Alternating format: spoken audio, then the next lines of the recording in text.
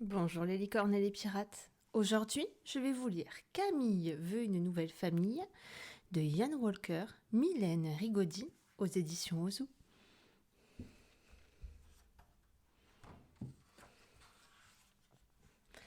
Camille est un drôle de petit hérisson qui vit dans la forêt, débrouille les écureuils. Mignon et gâté, il a tout pour être heureux, mais surtout des parents qui l'aiment. Pourtant Camille se plaint sans arrêt. Selon lui, sa maman lui fait trop de bisous et son papa n'a jamais le temps de jouer et sa petite sœur lui casse les oreilles. Ce matin encore, Camille est furieux. Son père refuse de l'emmener à la chasse aux limaces sous prétexte qu'il est trop jeune. Zut zut et rezut à la fin, dit-il en tapant du pied. Puisque c'est comme ça, je m'en vais. Et pendant que ses parents sont occupés, Camille part en boudant. Sur le chemin, Camille rencontre Yann, un âne tout doux qui s'amuse dans une botte de paille. Sa bonne humeur fait plaisir à voir. Salut, marmonne Camille, l'air bougon. Tu es seule? Où sont tes parents? Viens donc à la maison, répond Yann, je te les présenterai. Mais seulement si tu arrêtes de bouder. Yann conduit Camille dans un pré où galopent deux magnifiques chevaux. Je te présente mes parents, dit le petit âne. Tes parents, s'étonne Camille? Mais tu n'es pas un poulain? Bien sûr, répond Yann, j'ai été adopté et crois-moi, je suis très heureux comme ça. Camille joue un moment avec Yann et reprend sa route. Au bord d'un étang, il croise une grenouille qui chante une comptine. Quelle jolie mélodie! Camille voudrait bien l'apprendre aussi. Bonjour, dit-elle, c'est ta famille qui t'a appris à chanter comme ça? Quelle chance tu as! Merci, répond la grenouille, je m'appelle Dorine. Si tu m'accompagnes, je t'apprendrai aussi.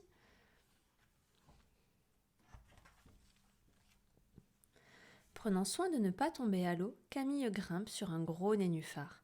Voici ma mère, dit Dorine. Nous vivons ici toutes les deux. Tu n'as pas de papa, demande Camille. Mais alors, qui te protège la nuit? Ma maman, bien sûr, et crois-moi, avec elle, les crapauds n'ont qu'à bien se tenir. Après avoir beaucoup ri, Camille poursuit son chemin. Passant près d'une ferme, il aperçoit des cochons qui patauchent dans la boue. L'un d'eux, Enzo, ressemble beaucoup à un marcassin.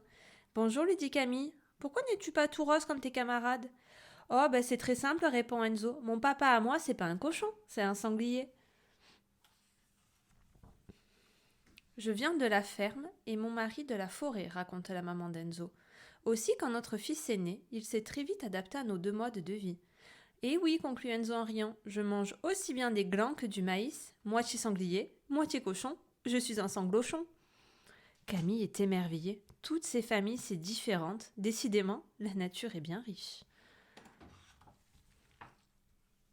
Le museau dans le vent, le petit hérisson parcourt la campagne. Mais déjà son estomac le tiraille. Il mangerait bien un morceau de salade ou un verre de terre. Salut toi, dit une petite voix dans son dos. Tu es perdu? Que fais-tu seul au milieu des champs? C'est Baptiste, un jeune veau, qui a parlé. Gentiment, il propose à Camille de venir déjeuner chez lui. Je te présente Roger, mon papa, dit Baptiste, le plus fort des taureaux, ajoute-t-il tout fier. Et voilà Bastien, mon autre papa. Papa Bastien fait très bien la cuisine, tu vas te régaler. Tu as deux papas, s'exclame Camille. Je savais pas que c'était possible. Bien sûr que si, d'ailleurs, je ne suis pas si différente de toi. Moi aussi j'ai deux parents. Le ventre bien rempli, Camille peut repartir. Près d'un village, il rencontre une petite hirondelle nommée Clémence. Celle-ci partage le nid d'une vieille chouette, ce qui étonne Camille. Dis, maman Babette, je peux aller jouer en bas avec le hérisson, demande Clémence. Bien sûr, ma chérie. À l'ombre d'une racine, Clémence se confie à Camille. Tu sais, dit-elle, Babette n'est pas vraiment ma maman, c'est ma nounou. Comme mes parents voyagent beaucoup, elle s'occupe de moi. Elle est très gentille, mais parfois c'est difficile. Ma maman n'est jamais là pour le bisou du soir, et mon papa, je ne le vois que quelques jours par an. En y réfléchissant, Camille trouve que finalement les bisous de sa maman sont bien agréables, et que même si son papa ne l'amène pas à la chasse, au moins il le voit tous les jours. Camille est pensif. Y a-t-il vraiment une famille idéale, se demande-t-il. Moi je sais, s'écrie Victor, un petit loup caché dans la forêt. La famille idéale, c'est la mienne.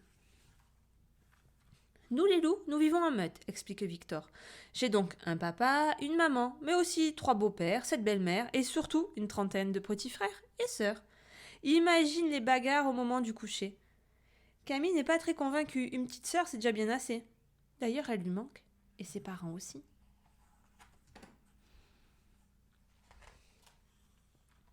Camille veut rentrer à la maison. Heureusement, le chemin du retour semble beaucoup plus rapide. Ah, quel bonheur de retrouver ses parents! Mais ce voyage a été très utile. Maintenant, Camille sait qu'il n'y a pas de famille idéale. Non, quand on s'aime, toutes les familles sont idéales.